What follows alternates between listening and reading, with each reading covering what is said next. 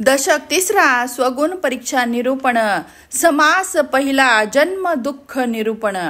श्री गुरुभ्यो नमः।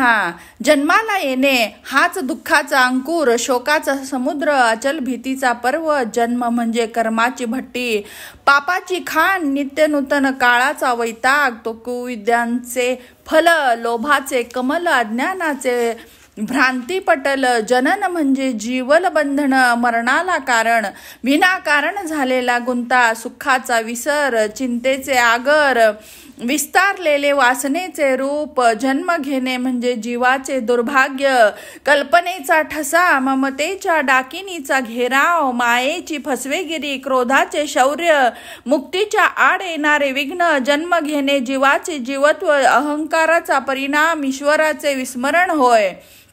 जन्म म्हणजे विषयावरील ममता, दुराशेची मागणी, काल भक्षण करत असलेली काकडी, तोच दुर्घट काल, वाईट वेळ, अत्यंत घाणेरड्या नरकात पतन होय। देहाचे मूळ पाहायला गेलो तर संपलेच, त्याच्या इतके अरिष्ट दुसरे काहीही नाही। रजस्वेच्या विटाळात त्याचा जन्म झाला असून अत्यंत हीन विटाळाचा तो पुतळाच। असे असताना परिशुद्धतेची श्रीमंती त्याला कोठून मिळणार? असो, हा विटाळ एकत्र होऊन त्याचा गोलाकार होऊन निर्माण झालेले हे शरीर वर वर पाहिले तर सुंदर दिसते म्हणून काय झालं? आतून केवळ मलाने भरलेले पोतेच आहे। हे चर्मकुंड उघडता येऊ नये असे त्याचे आयोजन केले आहे। बस, चांभाराचे चर्मकुंड धुतले तर स्वच्छ होते, ते रोज धुता येते, पण हा घाणेरडा देह काही केला तरीही स्वच्छ करता येत नाही। देहाच्या रचनेचे वर्णन ते काय करावे? हाडांचा मांडव उभारून, नाड्या शिरा गुंडाळून, त्यावर मेद मांस कोपऱ्या कोपऱ्यात लिंपून देह सिद्ध केला गेला आहे। तोंडाने बोलू नये असे पदार्थ त्यात भरले असून रोग व्याधी दुःख यांना तोटा नाही। देहात मलकोश भरला असून अवतीभोवतीही मल पसरला आहे। मूत्राची पिशवी घाणीनी लडबडली आहे। पोटात जंत, कृमी, कीटक आणि किळस येणाऱ्या पदार्थांची गर्दी झाली आहे। बरं, देह बाहेरून पाहिला तरी तेच आहे। शरीराच्या सर्व अवयवांमध्ये शिर ते उत्तमांग म्हणून ओळखले जाते ना, पण त्याच उत्तमांगाच्या नाकातून शेंबूड गळतो, कान फुटून घाण वास येऊ लागला तर जवळ बसणे अशक्य होते, डोळ्यात घाण येते, नाकात मेकुड येतो, पहाटे तोंडातून घाण बाहेर पडते, लाळ थुंकी घाण पित्त युक्त तोंडाला चंद्रासारखे मुखकमल असे म्हणतात। सुंदर वाटणारे तोंडच इतके घाणेरडे असून पोट तर मलाने भरले आहे। या प्रत्यक्ष गोष्टीस दुसरे प्रमाण नको। पोटात पक्वान्न घातले तरीही ते मल ओकारीच होते। गंगा नदीचे पाणी प्राशन केले तरी त्याचे मूत्रच होते। तात्पर्य, मलमूत्रवांती हेच देहाचे आधार असून त्यानेच तो वाढतो, यात शंका आहे काय? पोटात मलमूत्रवांती नसेल तर सर्व लोक मरून गेले असते। राजापासून रंकापर्यंत सर्वांना त्याच्या पोटात मलसंचय काही चुकत नाही। बरं, तो काळजीपूर्वक काढावा म्हटले तरी ते शक्य आहे काय?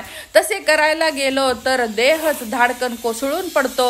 पहा, देहाची अवस्था अशी आहे। अशा या स्थूल देहाचे यथार्थ परीक्षण केले तर त्याची विपरीत स्थिती सांगायला नको असे वाटते। जीव वर वर्णन केलेल्या शरीर नावाच्या बंदीखान्यात अडकून 9 महिने अत्यंत कष्ट अनुभवतो। या कोवळ्या शरीराची सर्व द्वार बंद झालेली असतात। श्वास करण्यास हवा कोठून यावी? जठराग्नीने तापलेल्या वांती मल यांचे रस त्या मांसाच्या गोळ्याभोवती पसरून त्याला भाजून काढतात। इतकेच नव्हे तर त्वचा नसलेला गोळा पोटात हालचाल करू लागला की मातेला वेगवेगळ्या प्रकारचे डोहाळे लागतात आणि ती खात असलेल्या खारट, तिखट, कडवट पदार्थामुळे बालकाचे अंग भगभगू लागते। जीव अशा मलमूत्र, कफ, पित्त, नाका तोंडाला चिकटलेल्या बंदिवासात अत्यंत थोड्या जागेत अडकून पडलेला असतो। अति दुःखाने अनुतापाने हे देवा मला यातून मोकळा कर, म्हणजे मी पुन्हा कधीही गर्भवासात न येईन आणि आत्महित करून घेईन अशी प्रतिज्ञा करतो. पुढे लवकरच जन्मकाळ येऊन देवाने कृपा केली की सुखरूपपणे जन्म होतो. पण मूल बाहेर आले की गर्भात भोगलेले दुःख विसरून जातो. गर्भात असताना जीव सोहम सोहम असे म्हणत होता, पण बाहेर पडल्यावर कोहम कोहम असे म्हणू लागतो. तो अत्यंत प्रयासाने यातनेतून सुटला असला तरीही लगेच गर्भवासातील यातना विसरतो. तेव्हा बुद्धी शून्याकार होऊन काही सुचेनासे झाले की अज्ञानाच्या भ्रमामुळे तो तेच सुख असे समजू लागला.